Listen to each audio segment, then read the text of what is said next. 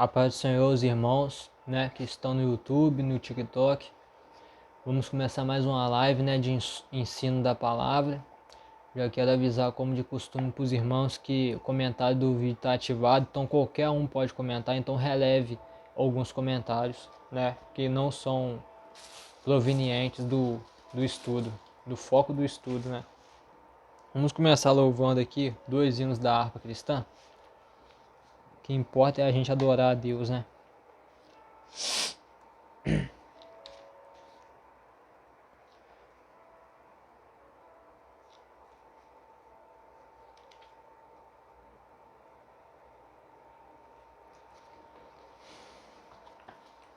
Vamos louvar o hino Campeões da Luz, número 305, da harpa cristã.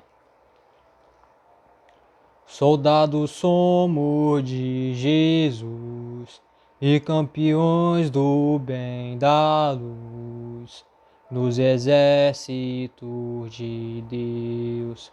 Trabalhamos pelos céus, cantando vamos combater. Ouve o pecado e seu poder, e a batalha ganha está, a vitória Deus nos dá.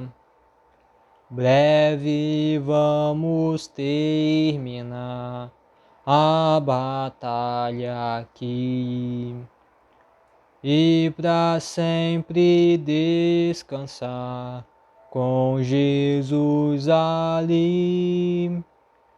Todos os que são fiéis ao bom capitão hão de receber lauréis como galardão.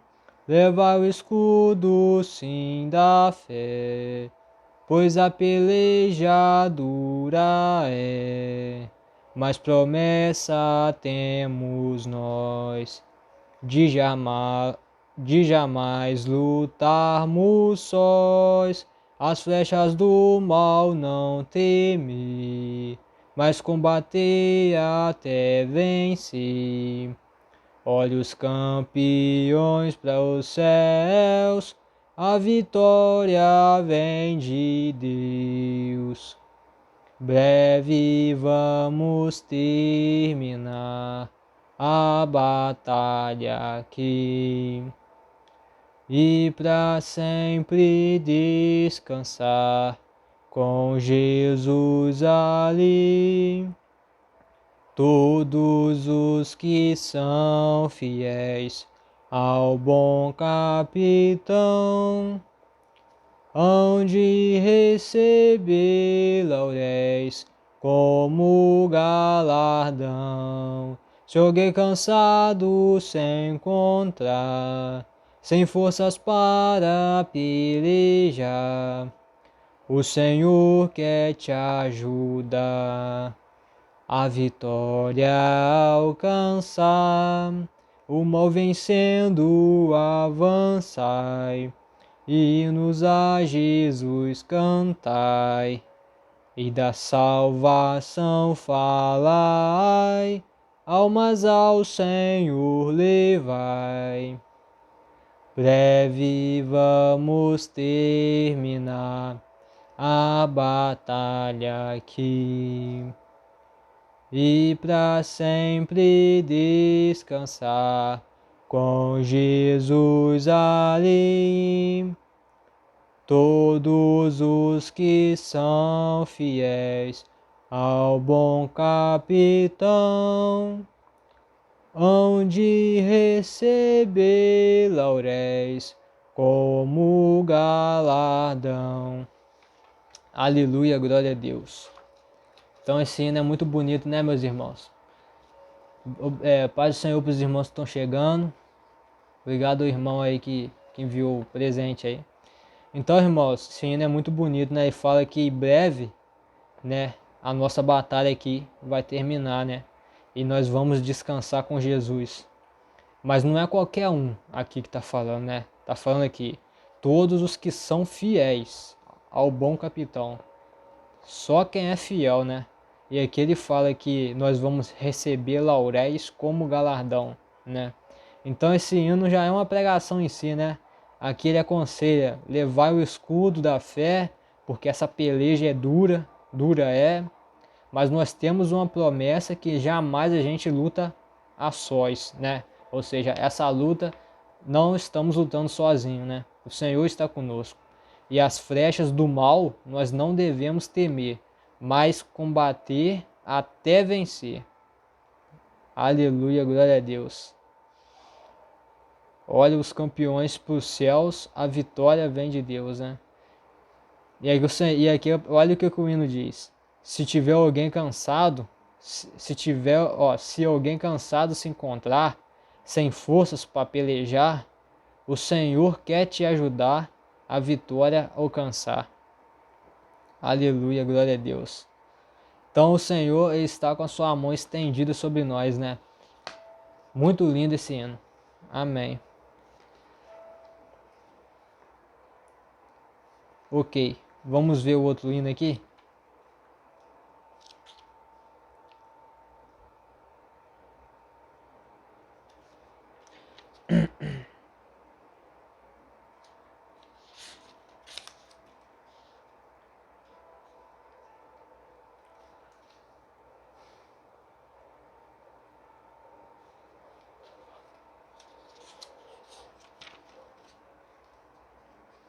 Tá, eu vou louvar o 370 da harpa cristã. Ó meu Senhor, dai-me mais gratidão por tudo que tu fizeste por mim, por tua graça no meu coração, que me encheu de vitória sem fim. Mais grato a ti, mais grato a ti, mais consagrado, ó, faz-me, Senhor, mais humilhado e cheio de amor, faz-se mais grato a ti, mais grato a ti.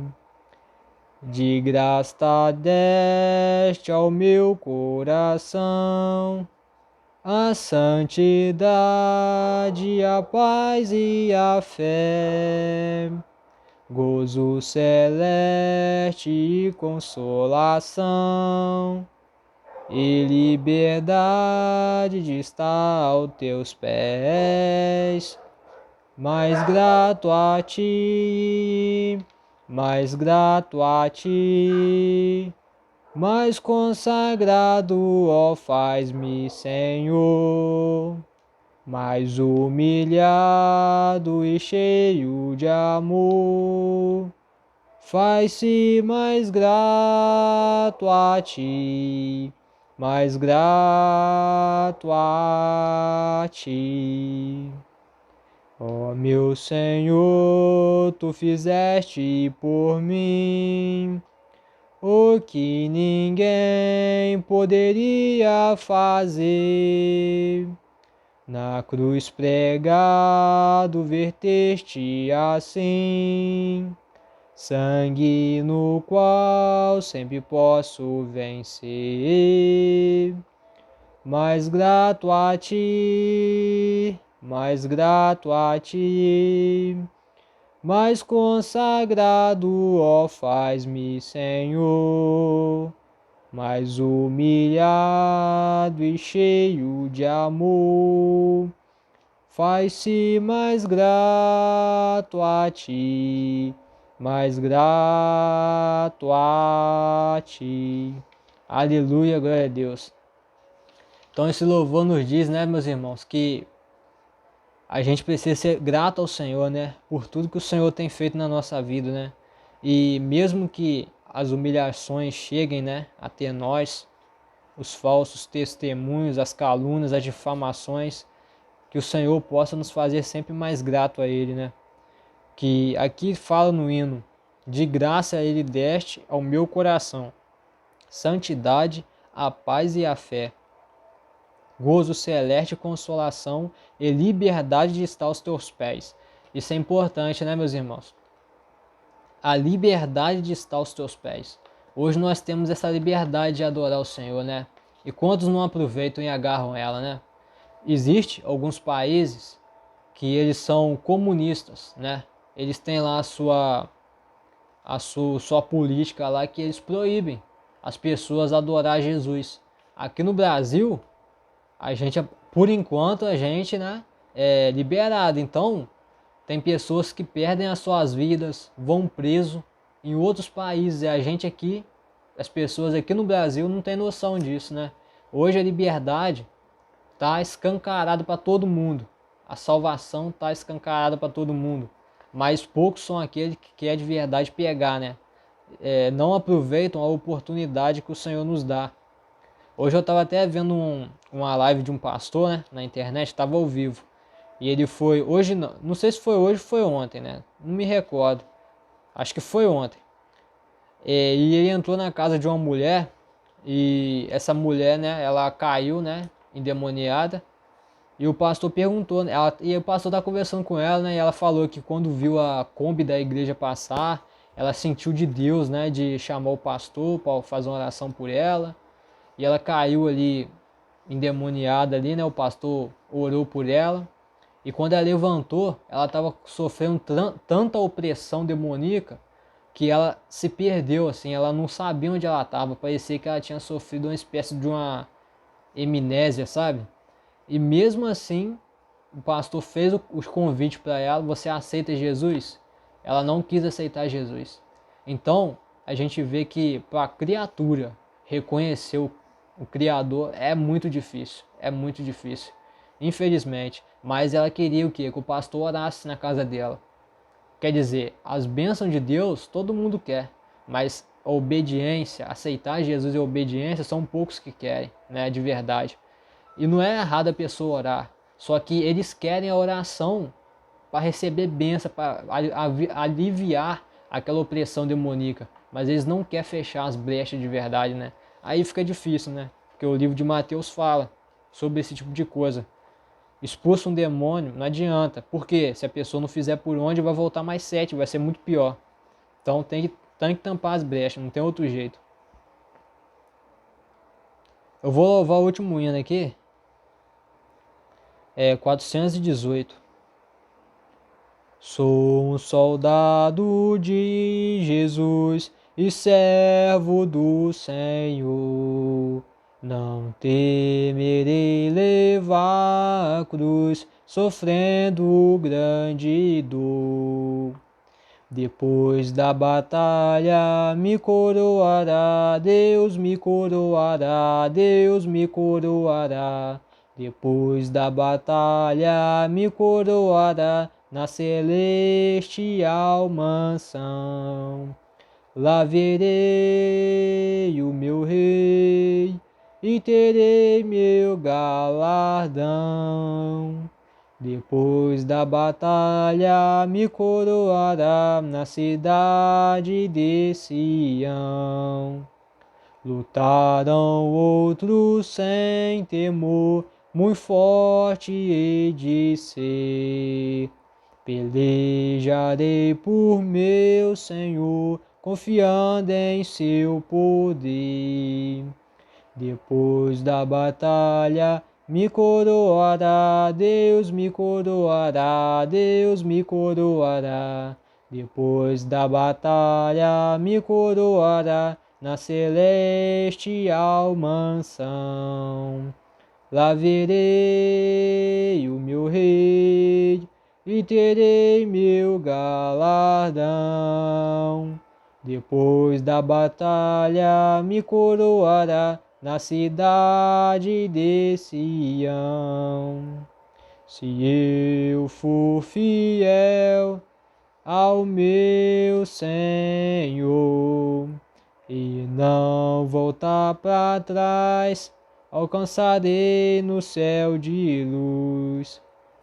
Depois da batalha me coroará, Deus me coroará, Deus me coroará.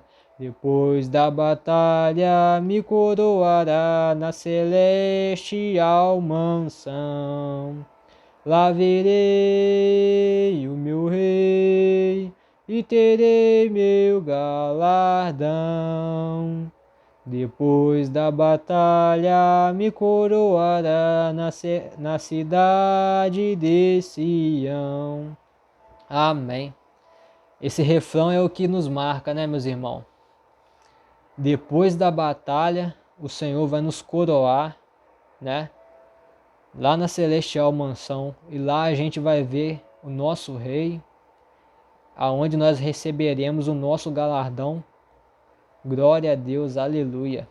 Então, meus irmãos, a gente tem que buscar esse galardão, né? Porque a gente sabe que as coisas desse mundo só nos embaraça, infelizmente. Só nos embaraça e faz perder o foco que é o Senhor. Porque o inimigo, a todo momento, ele quer fazer a gente nos desesperar com os problemas que vêm, acreditar que não tem solução.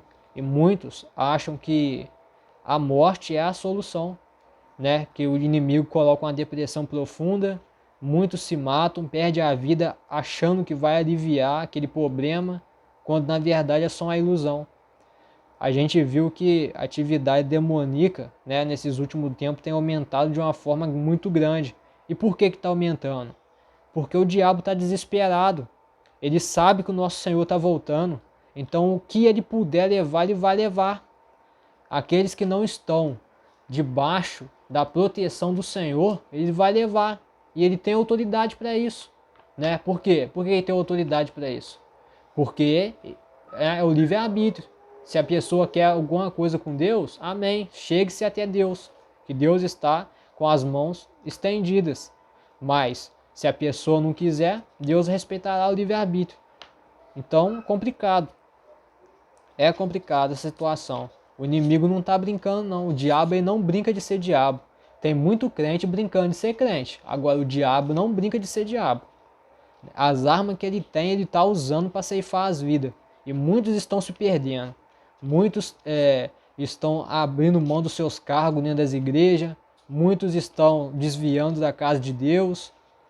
Estão indo para as festas mundanas. Outros lá que estão lá atrás, lá já estão afrouxando já as rédeas, né? Estão colocando a doutrina das igrejas larga, bastante larga, criando um evangelho de fácil aceitação. Uma igreja que não tem doutrina não é igreja. A igreja tem que ter doutrina. Tiver que corrigir mesmo, tem que corrigir. Tiver que afastar de cargo, afasta de cargo. Mas tem que ter doutrina. Tem que ter doutrina. Não pode ser esse evangelho de fácil aceitação que está sendo pregado por aí, não. Vou louvar o hino aqui, 291 da harpa cristã, a mensagem da cruz. Rude cruz se erigiu, dela o dia fugiu, como emblema de vergonha e dor. Mas contemple esta cruz, porque nela Jesus deu a vida por mim, pecador. Sim, eu amo a mensagem da cruz, até morrer eu a vou proclamar. Levarei eu também minha cruz, e por uma coroa trocar.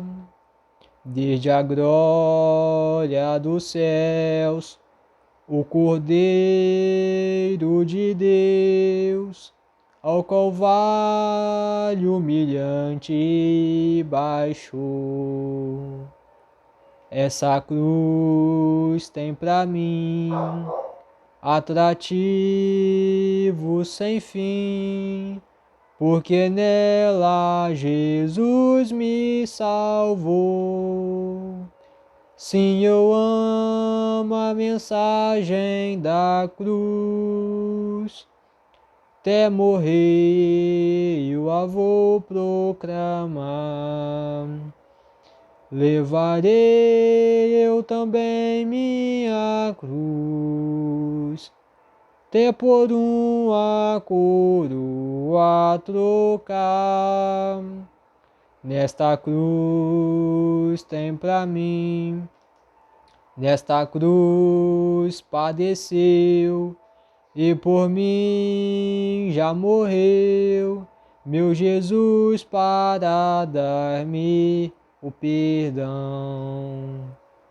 Eu me alegro na cruz, dela vem graça e luz para minha santificação.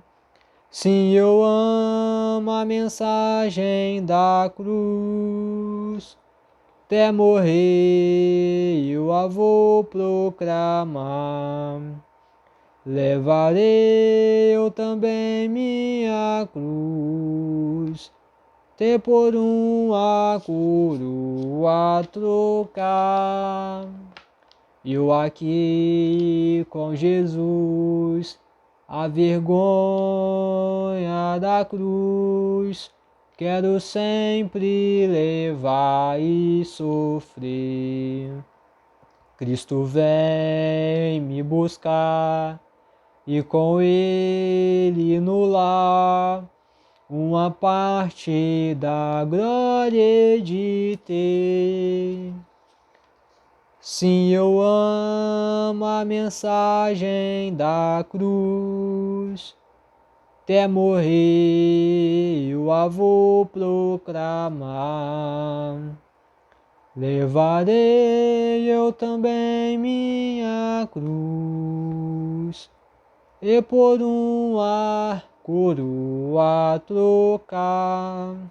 Glória a Deus, aleluia. Louvor lindo, lindo demais, né? Aqui fala, né, sobre um homem, né, que ele falou aqui que até morreu eu vou proclamar, ou seja, a mensagem da cruz, até morreu eu vou proclamar. Então me mostra que é um pregador, né, do evangelho, né? E ele diz, né, que ele ama a mensagem da cruz, e se ele tiver que morrer pelo evangelho, ele vai morrer, né? Isso daqui me lembra a ousadia, né, daqueles homens corajosos que aquilo ali que eu colocava minha mão no fogo, sabe? Para falar que é um pregador. Aquilo ali eu colocaria minha mão no fogo para falar que é um pregador. Por exemplo, João. Eu sempre falo de João. E aqui João é um pregador, porque ele chegava no deserto, arrependei-vos, arrependei-vos, remissão de pecados que ele pregava. Então chegava o fariseu, o doutor da lei, né? Hoje em dia, quantos teólogos não são assim, né? Colocam assim na dispensação, assim, de eles são o dono da razão, né? Muitos teólogos são assim também. Ele chegava, apontava o dedo na cara daqueles fariseus. Arrependei-vos, raça de víbora, nem quente nem fria. Quem vos ensinou a fugir da ira futura, né? Então isso é ousadia. Isso é coragem do Espírito Santo de Deus, não só através, quando a gente fala que é o Espírito Santo de Deus, a gente passa a ideia que o Espírito Santo de Deus ajudou ele. Tudo bem, né? Deus pode ter ajudado, mas ele tinha mesmo, né, esse amor pelo Evangelho. Ele lutava e ele deu a vida dele pelo amor ao Evangelho, apontando o dedo na cara daquele homem poderoso e falando: arrependa porque você está em adultério. Quantos hoje, duvido, quantos hoje tem essa coragem de fazer isso? Não tem não, irmão. Tem não. Essa coragem de fazer isso, de apontar o dedo na cara de uma pessoa e fazer isso, são muito poucos. Tem gente que fala que isso é julgar. Me diz, João julgou? Então João julgou, Jesus julgou, né? Jesus ainda assim ele pode até julgar, né? Porque ele é o nosso mestre, né? Ele vai nos julgar naquele grande dia, né? Mas julgar assim que eu digo, as pessoas falam que é julgar, né? Eu não falo que é julgar, mas as pessoas falam que é julgar. Eu falo que é exortar, né? Por que é exortar? Porque quando alguém te exorta, a pessoa quer o seu bem. Quando a pessoa te julga, a pessoa não quer o seu bem, a pessoa apenas quer o seu mal, tá com raiva de você e é movido pela ira. Exortar é como se a pessoa estivesse te ensinando que aquilo é ruim, né? Então você vê mesmo que Jesus exortou a gente, porque ele pregou mais do inferno do que do céu. Por quê? Porque ele não queria que a gente fosse para o inferno, né? Basicamente isso. Hoje em dia, né, as pessoas veem um pregador que pega a remissão de pecados como um cara que está julgando. Só que não é assim. Não está julgando. Ele está exortando. E exortar dentro da palavra de Deus tem que ser exortado mesmo. Nunca pode parar. Ok, vamos entrar na palavra. Senão a gente vai ficar cantando aqui. Mas a palavra é o que edifica, né? O que alimenta o espírito é a palavra. Ah, Pedro, o hino não alimenta o espírito? Deus pode falar conosco através do hino. Mas eu não saio da minha casa, entendeu? A pessoa fala ali, vai ter algum louvor ali, tá? Vai ter pregação? Não. Então eu vou ficar em casa. O que alimenta é a palavra de Deus. A palavra de Deus é a boca do Senhor na terra. Não existe nada mais poderoso que a palavra do Senhor. Nem louvor, nem teatro, nem dança. Nada mais poderoso que a palavra do Senhor. Então vamos ler a palavra de Deus, né? A santidade cristã é oposta aos costumes dos gentios, né? O que quer dizer isso? Quer dizer que a santidade do crente é oposta ao costume do mundo, né? Tá lá no livro de Efésios, capítulo 4, versículo 17, né? Então diz assim a palavra de Deus: E digo isto e testifico no Senhor, para que não andeis mais como andam também os outros gentios, na vaidade do seu sentido, entenebrecidos no entendimento, separados da vida de Deus pela ignorância que há neles, pela dureza do seu coração. Os quais, havendo perdido todo sentimento, se entregaram à dissolução, para com avidez cometerem toda impureza. Mas vós não aprendestes assim a Cristo. Se é que o tendes ouvido e nele foste ensinados, como está a verdade em Jesus, que, quanto ao trato passado, vós despojeis do velho homem, que se corrompe pelas concupiscências do engano, e vós renoveis no espírito do vosso sentido, e vós revistais do novo homem, que, segundo Deus, é criado em verdadeira justiça e santidade. Pelo que deixai a mentira, falai a verdade, cada um com seu próximo, porque somos membros um dos outros. Amém. Irai-vos e não pequeis. Não se ponha o sol sobre a vossa ira. Não deis lugar ao diabo. Aquele que furtava, não furte mais. Antes trabalhe, fazendo com as mãos o que é bom, para que tenha o que repartir, com o que tiver necessidade. Não saia da vossa boca nenhuma palavra torpe. O que quer dizer palavra torpe? Palavra torpe quer dizer palavrão, né? Ok, deixa eu só retomar aqui. Mas só a que for boa, para promover a edificação, para que de graça aos que a ouvem. E não entristeçais o Espírito Santo de Deus, no qual estáis selados para o dia da redenção. Toda amargura e ira e cólera e gritaria e blasfêmias e toda malícia seja tirada de entre vós. Antes sede uns para com os outros, benignos, misericordiosos, perdoando-vos uns aos outros, como também Deus vos perdoou em Cristo. Aleluia, glória a Deus. Uma palavra rica em detalhes, né? Nós devemos ler com cuidado, né? E meditar nela, né? Aqui diz a respeito do velho homem, né? Do velho homem e do novo homem, da nova criatura, né? Aqui está dizendo: e vós revistais do novo homem, né? Que segundo Deus é criado em verdadeira justiça e santidade. Ou seja, se nós somos uma nova criatura, não é conveniente que a gente continue praticando o que a velha criatura praticava antes, né? Por quê? Porque no versículo 30 está escrito aqui, ó. A gente pode entristecer o Espírito Santo, né? E não entristeçais o Espírito Santo de Deus, no qual estáis selados para o dia da redenção. Isso é uma coisa muito séria, né? Por quê? A palavra de Deus diz que o Espírito Santo é para o dia da redenção. Então, a gente tem que tomar cuidado, né, para não entristecer ele, porque ele é o nosso passaporte. O nosso passaporte para morar no céu. Ele é a marca, o selo, a passagem que a gente tem que ter. Ou, né, a gente não entrar lá no céu se não tiver o Espírito Santo. Por quê? Porque ele é a marca da promessa. O livro aqui de Efésios fala, Efésios capítulo 4, versículo 30.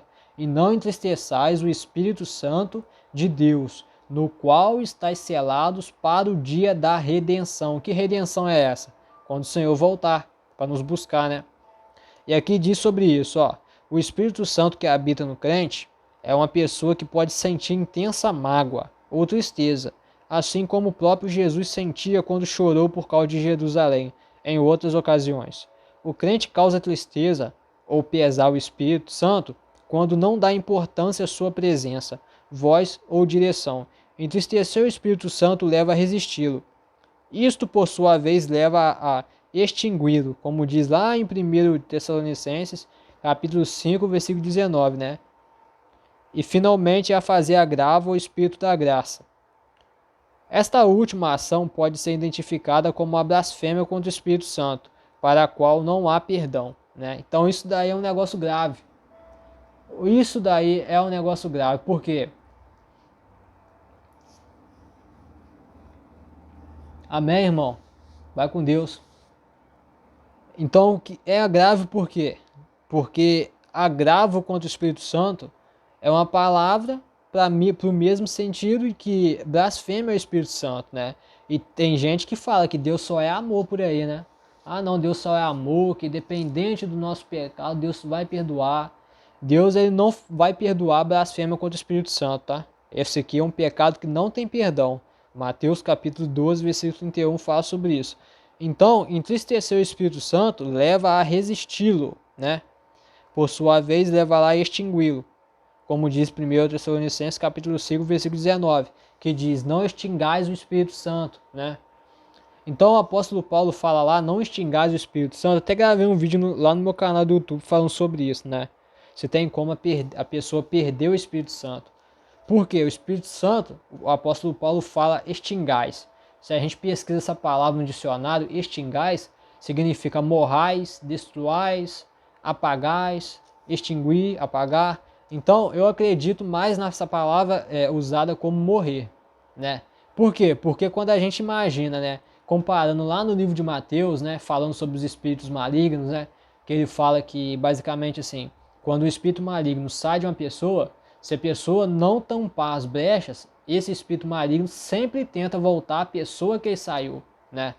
E isso mostra, né, algo interessante, né? Porque tem igrejas, né, eu já presenciei isso, que sempre, todo domingo, a mesma pessoa caía endemoniada. Por quê?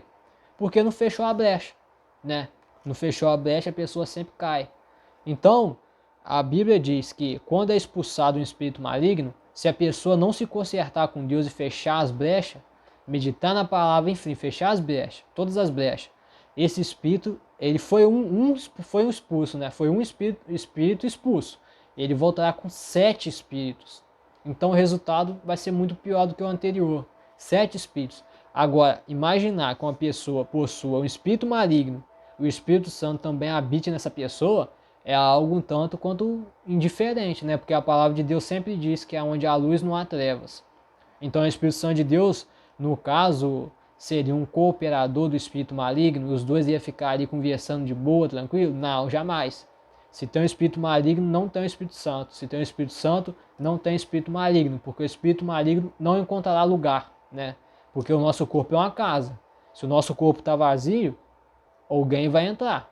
Ou é bom ou ruim, né? Geralmente, quando está vazio, entra o ruim, né? Porque a pessoa dá lugar, né? Agora, quando a gente está com o Espírito Santo de Deus dentro de nós, o maligno vai tentar entrar, mas ele não vai encontrar lugar. Então ele vai se retirar. Então enquanto você estiver na presença do Senhor, obedecendo a palavra, renunciando ao mundo, a sua carne, né, a bandeja que o inimigo prepara, né, as tentações, procurando sempre voltar em arrependimento sincero ao Senhor, o inimigo não encontrará brechas para poder entrar na vida, né? Então aqui no versículo 5, capítulo 5, versículo 5, né? Diz assim, lá de Efésios: porque bem sabeis isto, que nenhum fornicador, ou impuro, ou avarento, ou qual é idolatra, tem herança no reino de Cristo e de Deus. E muitos pregam por aí, né?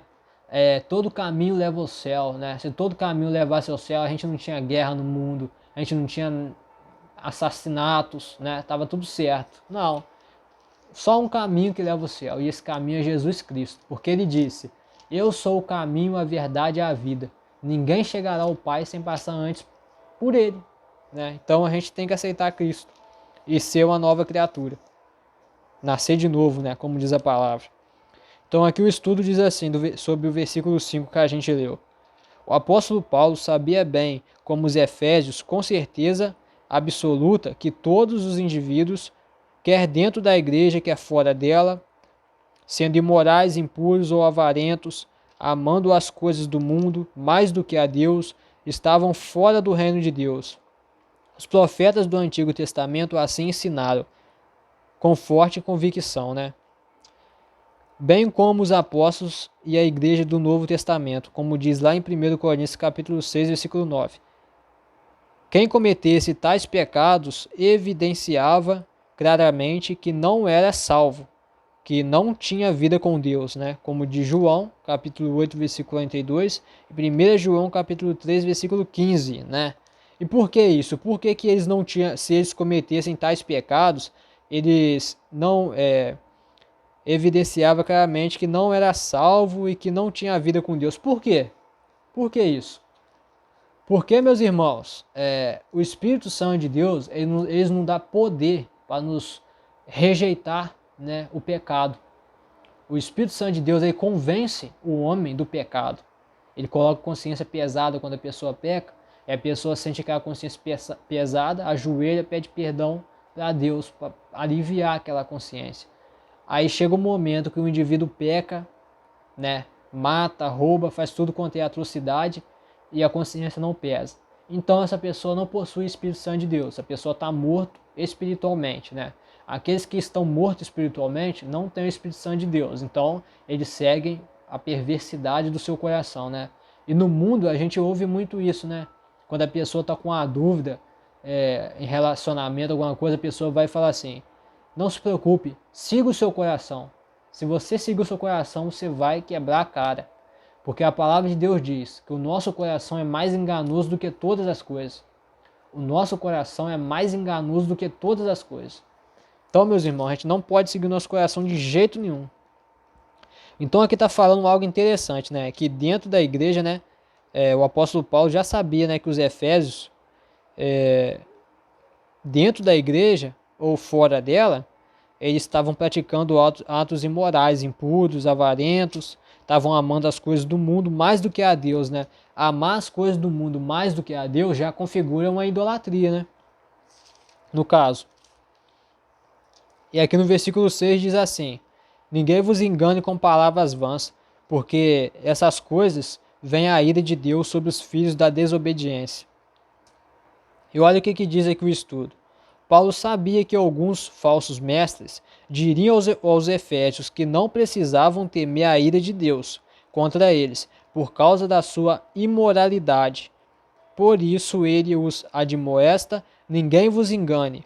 Fica claro aqui que alguém pode ser enganado a ponto de crer que pessoas imorais e impuras têm herança no reino de Cristo. Meu Deus do céu, isso é grave, né? Então, meus irmãos, olha que interessante, né? O apóstolo Paulo aqui no versículo 6 do capítulo 5 de Efésios diz: ninguém vos engane com palavras vãs, né?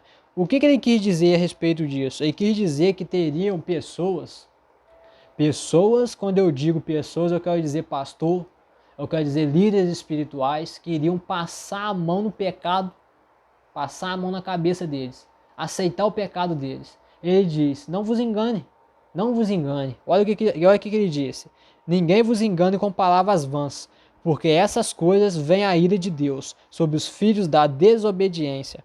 E olha o que diz: Fica claro aqui que alguém pode ser enganado ao ponto de crer que pessoas imorais e impuras têm herança no reino de Cristo. E essas pessoas imorais e impuras são as pessoas que pararam de renunciar ao pecado, né? No caso. Porque pecador todo mundo é, né? Mas existe o pecador que vive na prática do pecado, existe o pecador que renuncia ao pecado, né? Ou seja, crucificar a nossa carne dia após dia.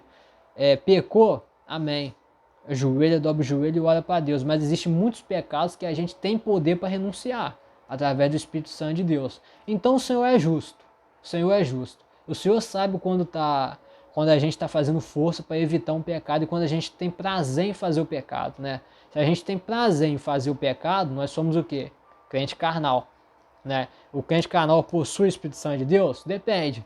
Se ele não cometeu nenhum pecado para a morte espiritual, ele ainda tem o Espírito Santo de Deus. Entretanto, ele não é capaz de ouvir as orientações do Espírito Santo de Deus, né? Ele não é capaz, ele não tem essa sensibilidade. Por quê? Porque alimenta a carne. Quanto mais você alimenta a sua carne com os pecados mundanos, mais você envenena o Espírito Santo de Deus, né? Aqui da citação bíblica aqui de 1 Tessalonicenses, capítulo 5, versículo 19, não extingais o Espírito Santo. Quem alimenta a carne faz exatamente isso. Ele extingue o Espírito Santo.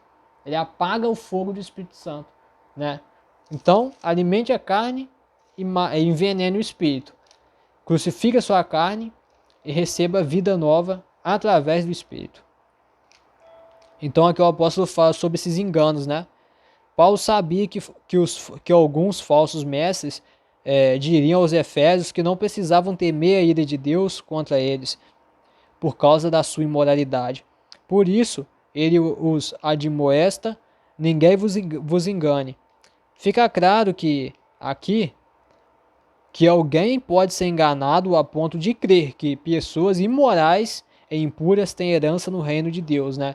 Então, aqui eles criam uma ilusão, né, na cabeça da pessoa, né? Eles fazem uma lavagem cerebral falando que Deus só é amor, que Deus só quer o nosso coração, e ele fala que Deus, e ele aceita a pessoa, aceitar a pessoa, amém, né? Porque Deus não faz acepção de pessoas, mas o pecado Deus aí não aceita, né? Tanto que a palavra de Deus diz, né, que o que causa separação entre nós e Deus é o nosso próprio pecado.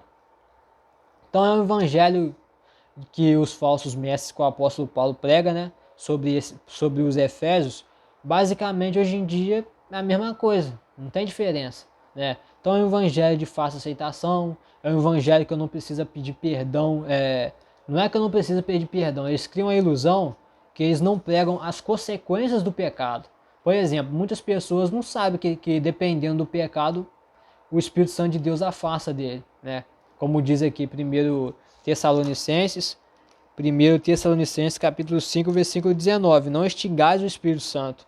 E como diz Efésios capítulo 4, versículo 30, e não entristeçais o Espírito Santo de Deus, no qual estáis selados para o dia da redenção. Então isso é entristecer o Espírito Santo. Pecar é entristecer o Espírito Santo, né? E quando a pessoa peca, independente do pecado, ele vai se tornando frio. Tudo bem, voltou a Deus com arrependimento? Amém.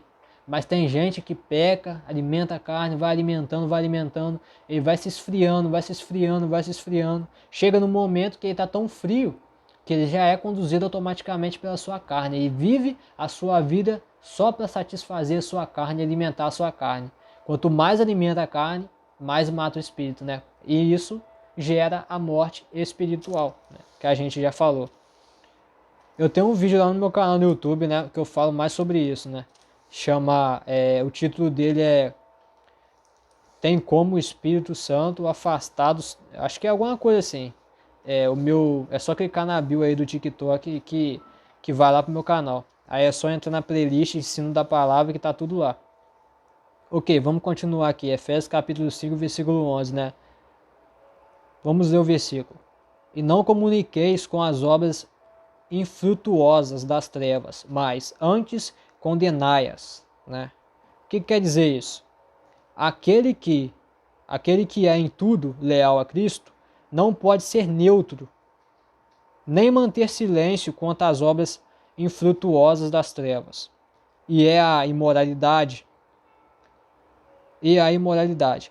Deve sempre estar pronto para desmascarar, repreender e denunciar o mal em todas as suas formas, bradar sinceramente contra toda a iniquidade e odiar o pecado, como diz Hebreus capítulo 1, versículo 9. Tomar posição com Deus contra o mal, Salmos 94, versículo 16, e permanecer fiel a Cristo, o qual também denunciava as obras das trevas, como diz João capítulo 7, versículo 7, Isaías capítulo 15, versículo 18, até o versículo 20, e Lucas capítulo 22, versículo 28. Ou seja, meus irmãos, aqui ele fala que a gente não pode ser neutro, né? Tem crente que é neutro, né? Tem crente que é neutro, que ele expõe, né, as obras do mal, né? Ele já não desmascara, ele não repreende, ele não denuncia o mal em todas as suas formas. Então, como eu disse, né, hoje em dia a gente está tendo um evangelho de fácil aceitação, um evangelho de muito fácil aceitação, onde não tem pregadores que têm coragem de pregar a verdadeira palavra. O que é a verdadeira palavra? É a lei de Deus, é a remissão de pecados. Então, a gente tem que pregar, entendeu? Tem que pregar, não tem jeito.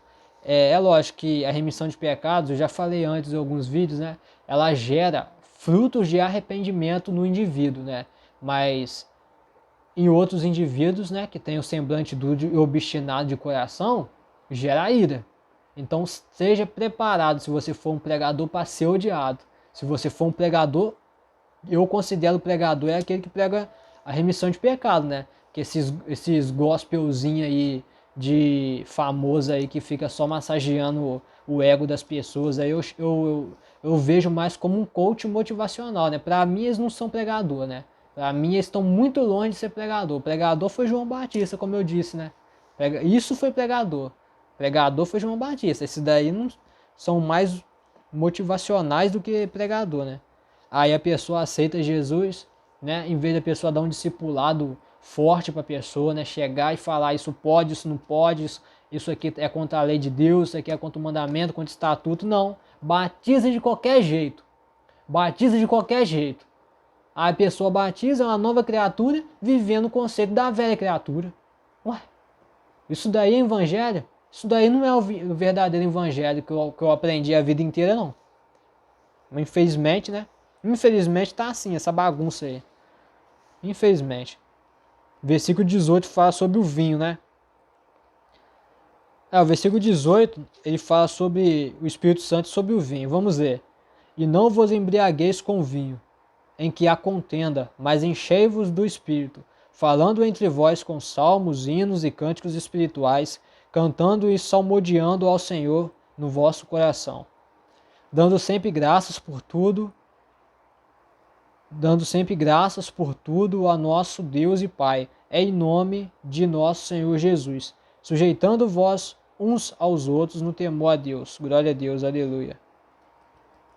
Então aqui fala sobre o vinho, né? A declaração de Paulo no versículo 18 demonstra que a plenitude do Espírito Santo depende do modo como o crente corresponde à graça que lhe é dada para viver em santificação. Isso quer dizer que a pessoa não pode estar embriagada com vinho, né? É uma expressão que ao mesmo tempo cheia do Espírito Santo. Ou seja, Paulo adverte todos os crentes a respeito das obras da carne, que os que cometem tais coisas não herdarão o reino de Deus. Olha aí que grave. Gálatas capítulo 5, versículo 19, até o versículo 21, e Efésios capítulo 5, versículo 3 até o versículo 7. Além disso, os que cometem tais coisas não terão a presença interior do Espírito Santo, nem a sua plenitude. Noutras palavras, não ter o fruto do Espírito é perder a plenitude do Espírito, né? Efésios capítulo 5, versículo 18. Então, meus irmãos, aqui é o que o apóstolo Paulo fala, né? Sobre não embriagueis com vinho, né? Que há contenda, mas enchei-vos do Espírito. Ou seja, ou o ser humano alimenta sua carne, ou ele alimenta seu Espírito, o Espírito Santo.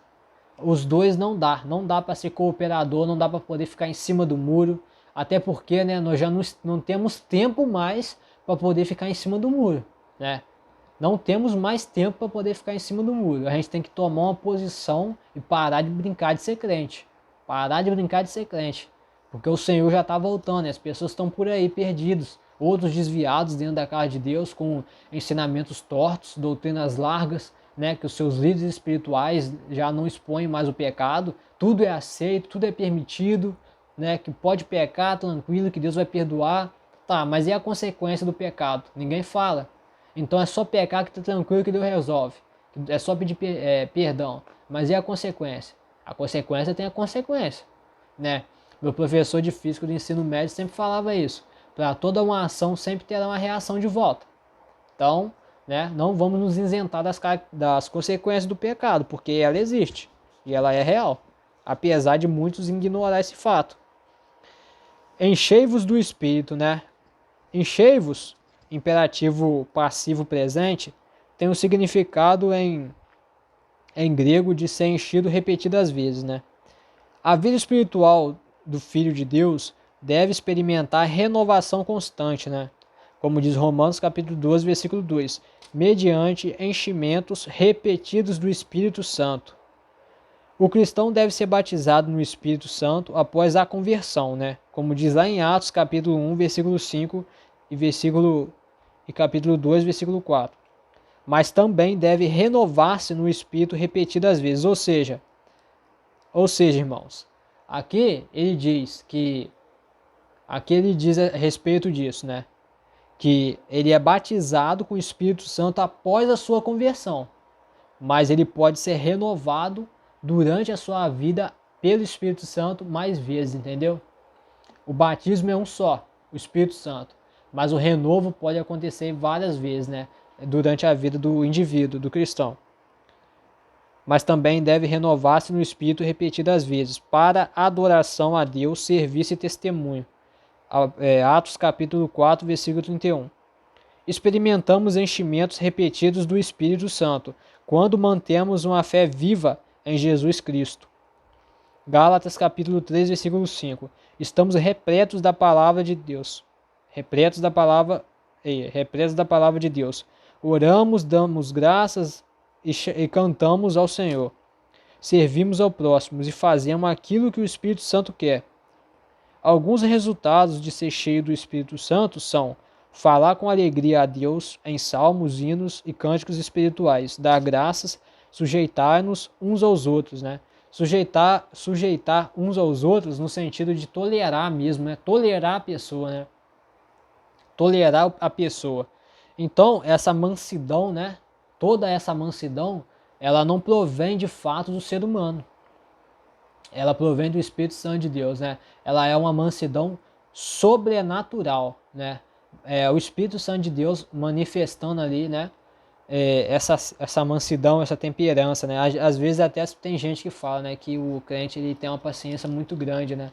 Não é o crente, né? É o Espírito Santo de Deus que habita no crente, porque o crente ele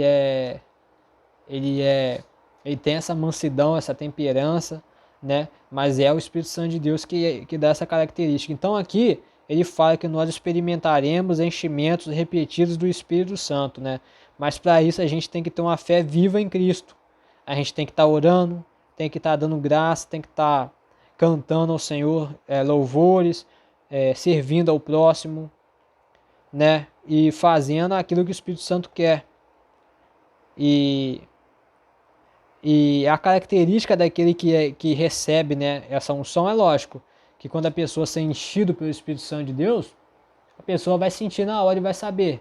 Mas algumas características são falar com alegria a Deus, em salmos, em hinos, cânticos espirituais, dar graças, sujeitar-nos uns aos outros, né? É o famoso tolerar o outro, né? Como eu disse antes. Então vamos lá. Todos os nossos cânticos espirituais, tanto na igreja como em particular, devem ser inteiramente dirigidos a Deus, como orações, de louvores ou petições, como diz lá no livro de Salmos, capítulo 40, versículo 3, e capítulo 77, do versículo 6. Cantar louvores ou qualquer cântico espiritual pode ser uma forma de manifestação sobrenatural do Espírito Santo, como diz 1 Coríntios capítulo 14, versículo 15. Cantar hinos cristãos é um meio de edificação, ensino, ação de graças e oração. O cântico cristão é uma expressão de alegria. O propósito de cantar hinos ou cânticos espirituais não deve ser passatempo nem exibição de talentos individuais, mas adoração e louvor a Deus. Romanos capítulo 15, versículo 9 até o versículo 11 e Apocalipse capítulo 5, versículo 9 até o versículo 10. Esse daqui foi o último, eu achei mais interessante. Achei interessante aqui, ó. O propósito de cantar hinos ou cânticos espirituais não deve ser passatempo, nem exibição de talentos individuais, mas adoração e louvor a Deus, né? Então, quantos que estão por aí, né, no meio desse ramo gospel aí, porque eles só querem, né, só querem entrar nesse aí de passatempo, de exibição de talento, né? A gente vê, né, no hino, né, que quando uma pessoa louva a Deus com sinceridade, a pessoa não tá nem aí pro próximo, não tá nem aí se vai cantar mal, tá nem aí se vai cantar bem, não tá nem aí se a pessoa vai gostar, se a pessoa não vai deixar de gostar, né? Você vê que a pessoa tá conectada com Deus mesmo, né? É aquele louvor sincero, humilde, né? Que tem toda aquela mansidão. Mas tem gente em igreja que quase se mata pelo tal do microfone, né? Pelo tal da posição, pelo tal do cargo, da responsabilidade. E a irmãzinha começa a cantar lá, Deus capacita a irmã, e a outra já começa a crescer o zóio gordo, né? Começa a ficar com inveja, começa a aparecer planos malignos para tentar derrubar a irmã. Isso daí é complicado, é coisa do inimigo mesmo, né? É como o apóstolo Paulo diz sobre os Efésios, nem todos que estão na casa de Deus estão na presença de Deus. Então, aqui o propósito do hino não é passatempo, nem exibição de talento individual, não. Ele é adoração e louvor a Deus, né? Como diz Romanos, capítulo 15, versículo 9 até o versículo 11.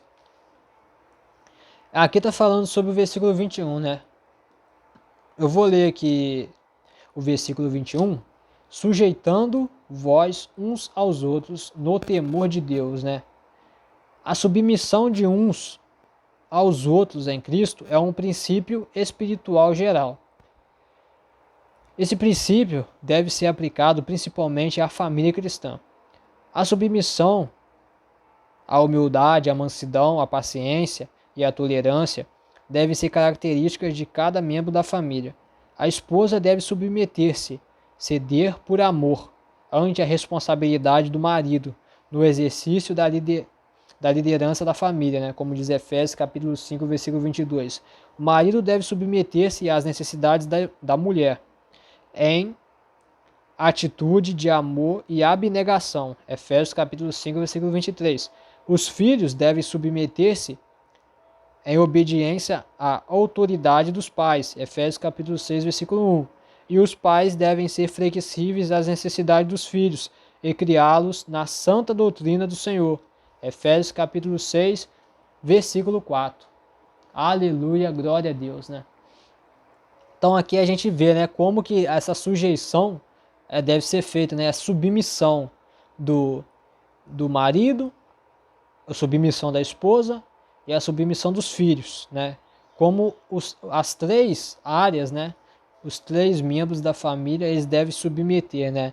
A esposa, ela deve submeter e ceder por amor a responsabilidade do marido no exercício da liderança da família. E o marido, ele deve submeter as necessidades da esposa em atitude de amor e abnegação. E os filhos devem submeter em obediência à autoridade dos pais. E os pais devem ser flexíveis às necessidades dos filhos e criados na santa doutrina do Senhor. Aleluia, glória a Deus. Basicamente é isso, né? Basicamente é isso. Eu quero deixar uma pauta interessante aqui sobre os filhos, né? A palavra de Deus diz que os filhos, eles têm que honrar pai e mãe. Honrar pai e mãe, né? Como a palavra de Deus diz. O que é honrar o pai e a mãe? Basicamente, né? É eles obedecerem, né? Submeterem a obediência à autoridade dos pais. Hoje em dia a gente está vendo um quadro assim dos filhos muito deprimente, né? Muito deprimente.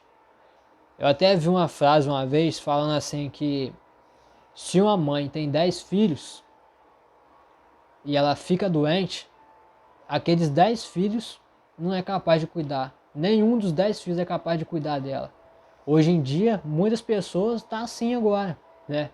Então, tem muitos filhos que até vão na igreja, até vai na igreja, como eu posso dizer, eles mostram que são crentes, mas chega em casa, trata a mãe mal, xinga a mãe, né? Às vezes os pais eles não estão 100% certos, mas não importa.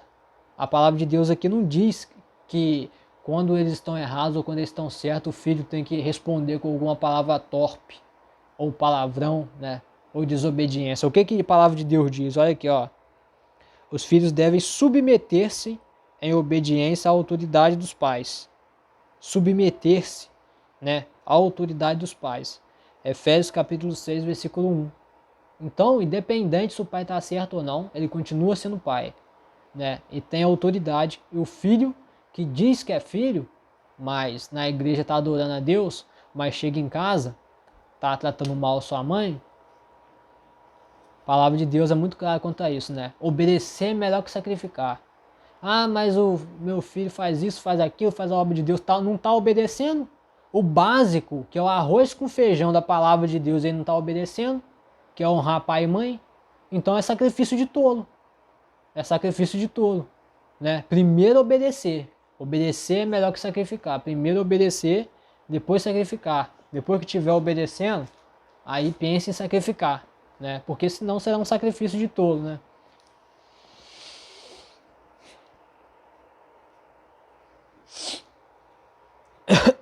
Então, irmãos, vamos continuar aqui. Agora vamos falar sobre a submissão das mulheres, né? Capítulo 5, versículo 22, né? Vamos ler aqui. Os deveres domésticos. Eu vou ler o versículo 22 e o versículo 23, né? Para não tomar muito tempo.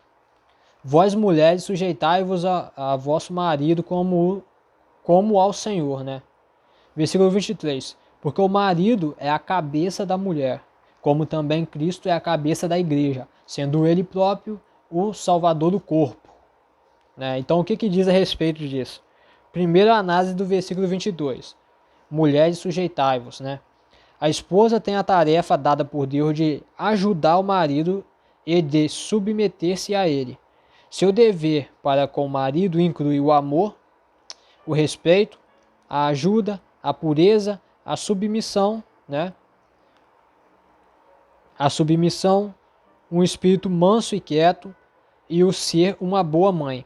É a dona da casa, é a dona de casa, né? A submissão da mulher ao marido é vista por Deus como parte integrante da sua obediência a Jesus, como ao Senhor, né? Como ao Senhor, né? Como diz 1 Timóteo, capítulo 2, versículo 13, e Tito, capítulo 2, versículo 4, e Gálatas, capítulo 3, versículo 28, né? Ou seja, a submissão da mulher ao marido é vista por Deus como parte integrante da sua obediência a Jesus, como ao Senhor, né? Então essa submissão à mulher, ela revela, né? Ela é vista por Deus como ela é vista por Deus como parte integrante da sua obediência a Jesus, né? Então muitas pessoas falam que essa submissão que a mulher tem, né, que os crentes pregam, que todo crente é machista, né? Que a mulher, se for submissa ao marido, ela já prega que é um machismo e tal. Geralmente é o mesmo grupo que pede aborto, né? Geralmente é esse mesmo grupo. É o grupo do aborto, é o grupo do meu corpo e minhas regras. Entretanto, nós que somos servos de Deus, nós não vemos assim. Essa submissão, ela mostra a dignidade dela, né? Ela mostra que ela é obediente à palavra de Deus, porque está escrito na palavra de Deus, né? Não foi o homem, não foi eu que fiz a Bíblia, não foi o pastor que fez, né? É a palavra de Deus. Vamos falar agora do marido, né? Versículo 23. Deus estabeleceu a família como unidade básica da sociedade. Toda família necessita de um dirigente. Por isso Deus atribuiu ao marido a responsabilidade de ser cabeça da esposa e família. Sua chefia deve ser exercida com amor, mansidão e consideração pela esposa e família. A responsabilidade do marido, que Deus lhe deu, de ser cabeça da mulher, inclui provisão para as necessidades espirituais e domésticas da família, como diz 1 Timóteo capítulo 5, versículo 8, o amor, a proteção, a segurança e o interesse pelo bem-estar dela, da mesma maneira que Cristo ama a igreja. Honra, compreensão, apreço e consideração pela esposa. 1 Pedro capítulo 3, versículo 7. Lealdade e fidelidade totais na vivência conjugal. Mateus capítulo 5, versículo 27 até o versículo 28, né? Ok, então aqui a palavra de Deus diz, né, que essa responsabilidade é do marido, né, que Deus deu para ele, né, de ser o cabeça da mulher, né? Ou seja, o marido é o cabeça da mulher. E qual que é a responsabilidade desse, né? É a responsabilidade dele, é a provisão às necessidades espirituais e domésticas da família, né? O amor, a proteção, a segurança, o interesse pelo bem-estar da esposa, da mesma maneira que Cristo ama a igreja. Honra, compreensão, apreço e consideração pela esposa. Lealdade e fidelidade total na vivência conjugal. Lealdade, vou ler mais uma vez. Lealdade e fidelidade totais na vivência conjugal. Sabe o que é lealdade, né? Lealdade não é meter chifre na cabeça da mulher, não. Tá? Isso daí não é lealdade. Isso daí é deslealdade, né, no caso. E fidelidade total na vivência conjugal. Isso daqui também se aplica à mulher, tá?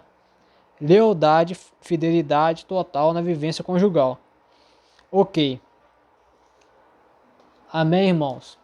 Irmãos, aqui eu tô dando um estudo aqui, né? Eu sei que tem alguns irmãos pedindo oração, mas o que eu posso fazer? Eu posso tirar um print, né, da tela, depois no final da live, eu vou tirar um print e eu oro para os irmãos, mas agora não dá para orar porque já tá dando 1 hora e 7 minutos de live, entendeu? Vai ficar muito grande. Então eu tenho que ficar concentrado no estudo, amém? Então agora vamos falar sobre os filhos, né? Efésios capítulo 6, versículo 1. Filhos, ser desobedientes. Os filhos crentes devem permanecer sob a orientação dos pais, até se tornarem membros de outra unidade familiar através do casamento. As crianças pequenas devem ser ensinadas a obedecer e a honrar os pais, mediante a criação na disciplina e doutrina do Senhor. Como diz Provérbios capítulo 13, versículo 24 e capítulo 22, versículo 6. Os filhos mais velhos, mesmo depois de casados, devem receber com respeito o conselho dos pais e honrá-los na velhice, mediante cuidados e ajuda financeira conforme a necessidade. Mateus capítulo 15, versículo 1 até o versículo 6, né? Olha que interessante, né, meus irmãos? Isso daqui é muito raro da gente ver hoje em dia. Mas é muito raro da gente ver hoje em dia, né? O que é raro? Os filhos mais velhos, mesmo depois de casado, devem receber com respeito o conselho dos pais e honrá-los na velhice, mediante cuidados à ajuda financeira, conforme a necessidade. Geralmente, quando o filho casa, é muito raro, né? A maioria dos filhos, quando casa, eles, né? Então, aqui tá falando que não, que mesmo depois de casado, ele não tem essa situação de largar o pai para lá, largar o pai e a mãe para lá, Deus dará, né? Então, ele tem que manter cuidado, né? Ele tem que cuidar dele mediante a ajuda financeira, conforme a necessidade. Então, meus irmãos, às vezes, né, a pessoa acha que só é suficiente a pessoa ser parente pelo WhatsApp, né?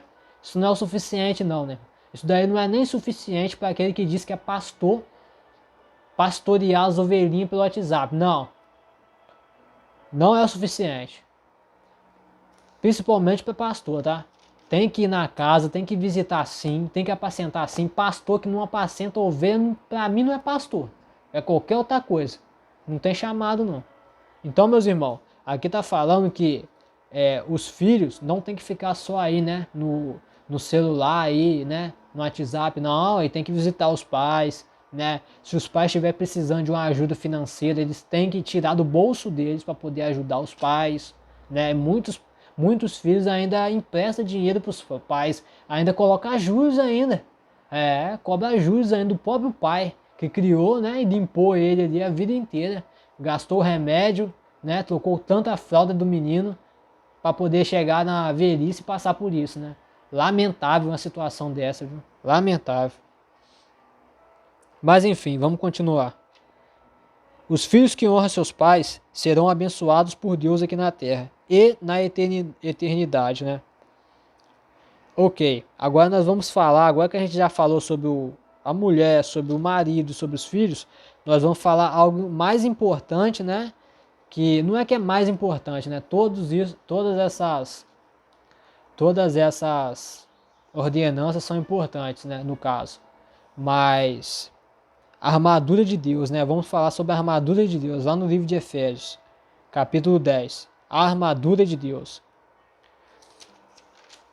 Como aqui já deu 1 hora,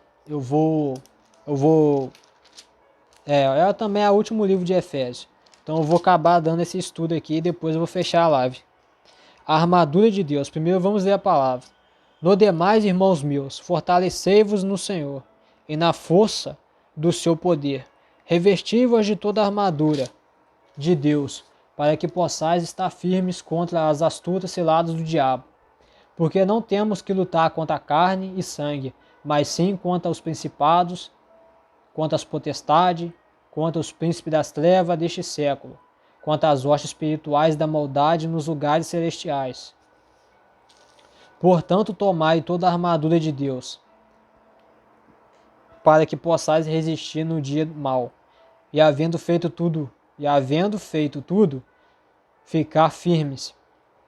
Estai firmes, pois firmes, tendo cingido os vossos lombos com a verdade e vestida a couraça da justiça, e calçados os pés na preparação do evangelho da paz, tomando sobretudo o escudo da fé, com o qual podereis apagar todos os dardos inflamados do maligno. Glória a Deus. Tomai também o capacete da salvação e a espada do Espírito, que é a palavra de Deus, orando em todo o tempo, com toda oração e súplica no Espírito, e vigiando nisso com toda a perseverança e súplica por todos os santos. E por mim, para que me seja dada, no abrir da minha boca, a palavra com confiança, para fazer notório o ministério do Evangelho, pelo qual sou embaixador em cadeias, para que possa falar dele livremente, como me convém falar. Aleluia, glória a Deus. Essa é a ordenança final aqui no livro de Efésios, né? Para mim é a minha preferida, né? A armadura de Deus, no caso. Agora nós vamos falar sobre o versículo 11, né? O que é essa armadura de Deus do livro de Efésios? O cristão está engajado num conflito espiritual contra o mal. Esse conflito é descrito como o combate da fé, né? Como diz lá em 2 Coríntios capítulo 10, versículo 4, e 1 Timóteo capítulo 1, versículo 18, versículo 19, capítulo 6 até o versículo 12, que continua até o crente galgar a vida do porvir, né? A vitória do crente foi obtida pelo próprio Cristo, mediante a sua morte na cruz. Jesus travou uma batalha triunfante contra Satanás, desarmou as potências e potestades malignas, levou os cativos com ele e redimiu o crente do domínio do maligno. No presente, o cristão está empenhado em uma guerra espiritual que ele trava, mediante o poder do Espírito Santo, né? Do Espírito Santo, como diz Romanos capítulo 8, versículo 13. Quanto aos desejos corruptos dentro de si mesmo, né? Contra os prazeres ímpios do mundo e todos os tipos de tentações, contra Satanás e suas forças. O crente é conclamado a se separar do presente sistema mundano, né? Aqui no canal, lá no YouTube, eu já gravei sobre isso, falando sobre isso, né? Eu falei sobre a separação espiritual do crente, o relacionamento entre o crente e o mundo, né? Então já está no canal lá, né? Repudiando os seus males, vencendo as suas tentações e morrendo por elas, condenando abertamente os seus pecados. A malícia cristã deve guerrear contra todo o mal, não por seu próprio poder, mas com as armas espirituais, né? Eu também já gravei um vídeo lá sobre lá no canal do YouTube, né? Quais são as armas espirituais, né? As 7 armas espirituais que a gente tem que usar para vencer o inimigo. Tá lá no canal do YouTube.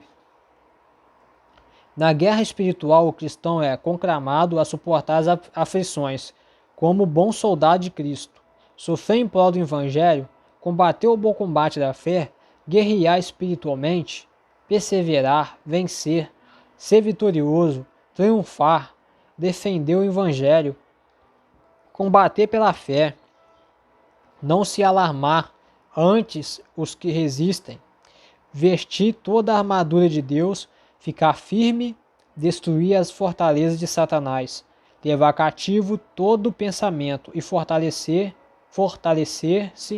na guerra contra o mal. Glória a Deus. Hebreus capítulo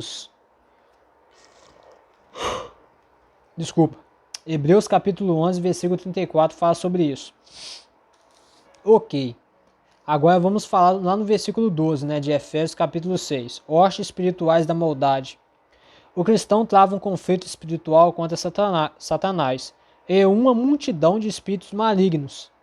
Como diz Mateus capítulo 4, versículo 10. Os poderes das trevas são os governantes espirituais do mundo, que incitam os ímpios, se opõem à vontade de Deus e constantemente atacam os crentes. É uma vasta multidão, altamente organizada em forma de império do mal, tendo categorias e ordens. Olha que interessante, né, irmãos? Olha que interessante. Até o reino maligno, né? Ele tem uma certa ordem, né? Ordem entre aspas, né? Ele tem assim uma categoria e ordens, né? Então significa que tem lá os demônios lá de alta patente que mandam nos pequenos, e os pequenos obedecem aqueles grandão, né? Grandão entre aspas, porque o maior, grande mesmo é só nosso Deus. Então, olha que interessante, as trevas, elas são extremamente organizadas. Extremamente organizadas. A luz tem que ser mais organizada ainda, né? Mais organizada ainda. Versículo 17, né? Fala sobre a espada do Espírito. Tomai o capacete da salvação e a espada do Espírito, que é a palavra de Deus. A espada do Espírito, que é a palavra de Deus, é a arma ofensiva do crente, para o uso na guerra contra o poder do mal. Por esta razão, Satanás fará todos os esforços possíveis para subverter ou destruir a confiança do crente na palavra. A igreja precisa defender as escrituras inspiradas contra o argumento de que ela não é a palavra de Deus. Em tudo que ensina. Abandonar a posição e a atitude de Cristo e dos apóstolos para com a palavra de Deus é destruir seu poder de convencer, corrigir, redimir, curar, expulsar demônios e vencer o mal. Negar sua fidedignidade total em tudo quanto ela ensina é entregar-se a Satanás, né? Infelizmente é isso. Muitas pessoas falam, né, que a Bíblia ela foi mudada pelo homem no passado da história. Isso é uma mentira, porque a palavra de Deus diz que o Senhor conservaria a palavra dele, né? Existe até alguns arqueólogos, né, que eles ainda estão achando pedaços da Bíblia, e quando eles pegam aqueles pedaços do Antigo Testamento e a gente vê hoje em dia na palavra de Deus, a gente vê que é exatamente a mesma coisa, não mudou nada, não mudou nada, porque Deus é fiel para cumprir cada linha que ele escreveu aqui, ele é fiel para cumprir. Então isso daí é engano do diabo, né? O diabo tem enganado eles aí, tem cegado o entendimento deles, que eles estão falando que a palavra de Deus foi corrompida, mas na verdade quem foi corrompido foi eles mesmos, corrompido pelo mal, né? Que a palavra de Deus continua sendo a única palavra, né, que não foi mudada com o passar do tempo pelos homens, né? Porque muitos outros aí, eu acredito que muitos outros foi mudado o costume de outros povos pelos governantes, para poder influenciar na cultura daqueles povos. Agora a palavra de Deus não foi mudada, não foi mudada, ela continua sendo a mesma coisa que foi antes. O versículo 18 fala: orando em tempo todo com toda oração e súplica no Espírito, e vigilante nisso com toda perseverança e súplica por todos os santos. O que quer dizer isso? A guerra do cristão contra as forças espirituais de Satanás exige dedicação à oração, orando no Espírito em todo o tempo, com toda oração e súplica por todos os santos, com toda perseverança. A oração não deve ser considerada apenas mais uma arma, mais parte do conflito propriamente dito, né? Ou seja, a oração, ele falou aqui no estudo, que ela não deve ser considerada mais uma arma, mas ela deve ser considerada já parte do conflito contra as trevas, no caso.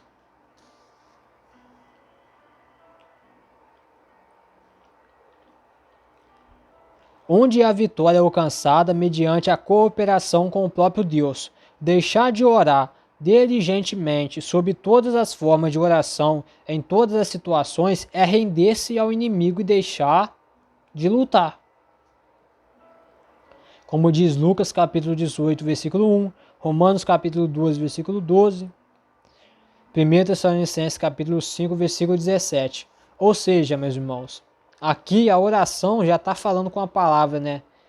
Oração à súplica e oração à perseverança, com toda perseverança, né? Então, meus irmãos, essa oração não é orar uma vez, duas vezes, né? É uma perseverança na oração, né? A gente tem que fazer disso um hábito constante da nossa vida. Porque uma vida sem oração é uma vida fria, é uma vida morta espiritualmente, né? Não é errado os irmãos pedir oração, não é errado. Mas quando você ora na sua casa, você exercita uma parte chamada fé. E Deus quer isso. Deus ele quer que a gente exercite a nossa fé, né? Não é errado você pedir oração, mas você também ore.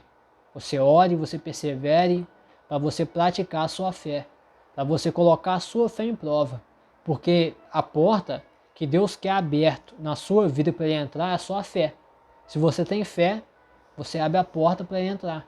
Porque Deus não é um invasor. Deus ele vai bater na porta. Se você abrir a porta, ele vai entrar e vai cear contigo. Se você fechar a porta para ele, ele não vai entrar, porque ele respeita o livre-arbítrio. Afinal, foi ele que criou. Quem não respeita é o diabo. O diabo ele não respeita nada, né? Respeita só a Deus, né? Porque não tem outra escolha para ele, que Deus tem muito mais poder do que ele. Porque se, né?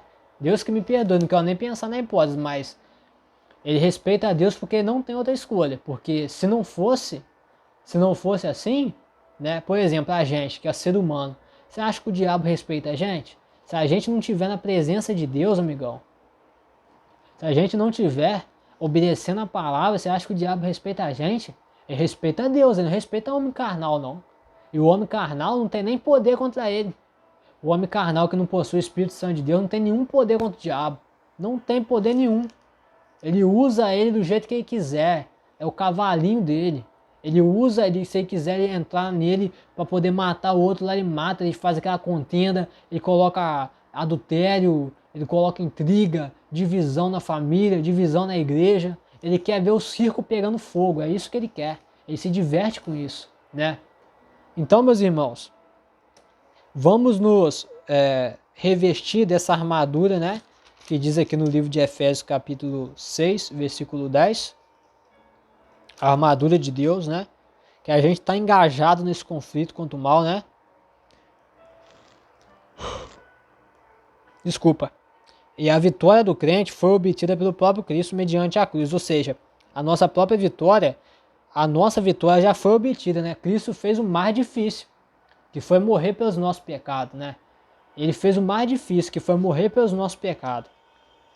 Agora cabe a gente a continuar o bom combate, né? Como diz o apóstolo Paulo, né? Combati o bom combate, terminei a carreira e guardei a fé. É um combate, é uma luta invisível, né? Às vezes nós vemos essa luta através dos levantes do inimigo, né? Através das tribulações. Entretanto, não é toda tribulação também que é a coisa do inimigo, né? Como, por exemplo, às vezes é só Deus nos capacitando, né? Porque o apóstolo Paulo diz que quando a gente está passando por um momento de tribulação, é onde a nossa fé está mais viva, está mais eficaz. Infelizmente, né, pra gente que é ser humano, a maioria do ser humano é assim, das pessoas. A maioria é assim. Quando tá tudo bem, quando tá tudo com saúde, quando tá com dinheiro, é muito mais provável a criatura esquecer do Criador, né? Muito mais provável, né? Ah, mas como a gente podia ser, né? Como as pessoas poderiam ser, como Jó, né? Que perdeu a sua família, perdeu seu filho, perdeu seus amigos, a sua esposa se voltou contra ele, mas o coração de Jó não estava nessas coisas. Ele amava a sua família, amava. Ele é um ser humano, ele amava a sua família. Ele gostava de ter dinheiro? Ué, ele dava uma vida confortável para ele, para os filhos dele, para a família dele. Ele amava a sua esposa, amava a sua esposa.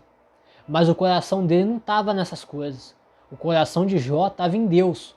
Por isso que quando tirou tudo dele, ele continuou fiel a Deus. Porque o coração dele estava em Deus. Se o nosso coração estiver nas coisas materiais desse mundo, nós seremos escravos por elas. Nós seremos escravos por elas.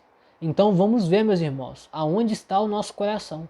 Nosso coração tem que estar no reino dos céus, né? Buscai primeiro o reino dos céus e as demais coisas vos serão acrescentadas. A gente tem que estar preocupado com o reino dos céus, porque as demais coisas serão acrescentadas naturalmente, né? Então, meus irmãos, já vou fechando a live aqui. Eu vou, irmão Rafael, vou orar para o irmão Rafael também, né? A irmã Sandra. Vou orar pelos irmãos, tá, irmãos? Mas eu vou ter que fechar a live porque já tem 1h, 26 minutos e 58 segundos. Eu vou postar no YouTube essa live, né, lá no meu canal no YouTube. Se vocês quiserem lá ser inscritos, né, seguir, é só entrar na bio aqui do TikTok, que vocês vão lá e vocês vão ver essa live, né? Vocês vão ver essa live com os outros vídeos. Se vocês quiserem também seguir aqui no TikTok, né? Segue aqui, porque eu vou gravar mais vídeos e ensinos da palavra. Eu não tenho uma hora certa, né? Para poder fazer os vídeos, mas na hora que o Espírito Santo de Deus bater, aí estarei eu. Na hora que tocar em mim, aí estarei eu. Então, irmãos, eu vou orar por todos vocês, tá? Vocês têm a minha palavra que eu vou orar para os irmãos. Depois que eu fechar a live, eu vou orar. Porque eu já disse, né? A live está correndo mais de 1h. Isso daqui, né? A minha internet é uma internet horrível. Vai demorar muito para me colocar no YouTube, vai pesar. Então eu já peço perdão para os irmãos aí, né? Que eu não vou orar aqui na live. Então, irmãos, fique com Deus, segue aí, né? Do TikTok aí para vocês não perderem.